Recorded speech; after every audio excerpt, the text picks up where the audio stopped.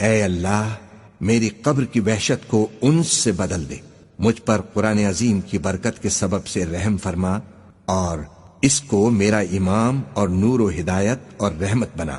اے اللہ اس میں سے جو بھول گیا ہوں مجھے یاد دلا، جو میں نہیں جانتا اس سے مجھ کو سکھا اور اس کی تلاوت نصیب فرما دن اور رات کے وقتوں میں، اور اس کو میرے لیے دلیل بنا دے۔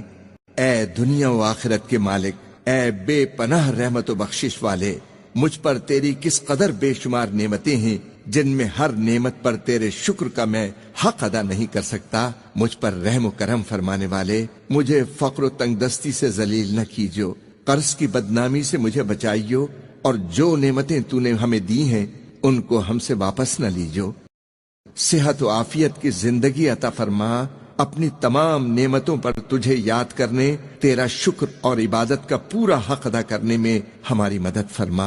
ہر قسم کے شر و فساد اور اس زمانے کے ہر فتنے سے میری اور تمام مسلمانوں کی حفاظت فرما، تو ہی اپنے بندوں پر رحم فرمانے والا ہے۔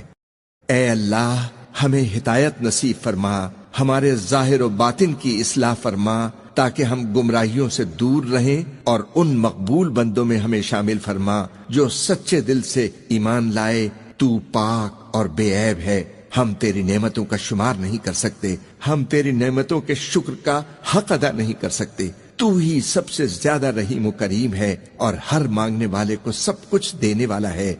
اے کریم ہمیں عافیت و سلامتی عطا فرما، اپنی اطاعت و فرمانبرداری کی ہمت و توفیق نصیب کر۔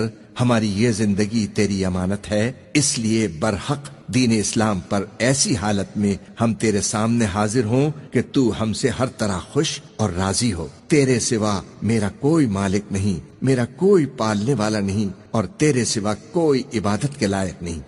اے اللہ تو ہی آسمانوں اور زمین کا بنانے والا ہے اور دنیا و آخرت میں ہمارا مالک و مددگار ہے۔ اس تمنا کو قبول فرما کہ سچے مسلمان کی طرح ہمارا انجام بخیر ہو، تیرے نیک اور مقبول بندوں کی رفاقت حاصل رہے۔ تو نے ہر چیز کو اپنی رحمت میں لے رکھا ہے، تو ہر چیز سے باخبر ہے۔ تیری بتائی ہوئی راہ پر ہمیں ہمیشہ چلنے، گناہوں سے بچنے اور توبہ کرنے کی توفیق عطا فرما۔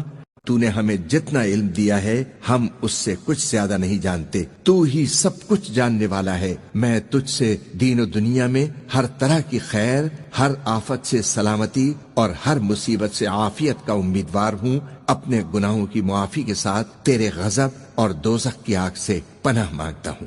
اس کلمے پر میری زندگی ختم ہو۔ اشہد ان لا الہ الا اللہ وحدہ لا شریک لہ وَأَشْهَدُ أَنَّ مُحَمَّدًا عَبْدُهُ وَرَسُولُهُ۔ آمین ثم آمین۔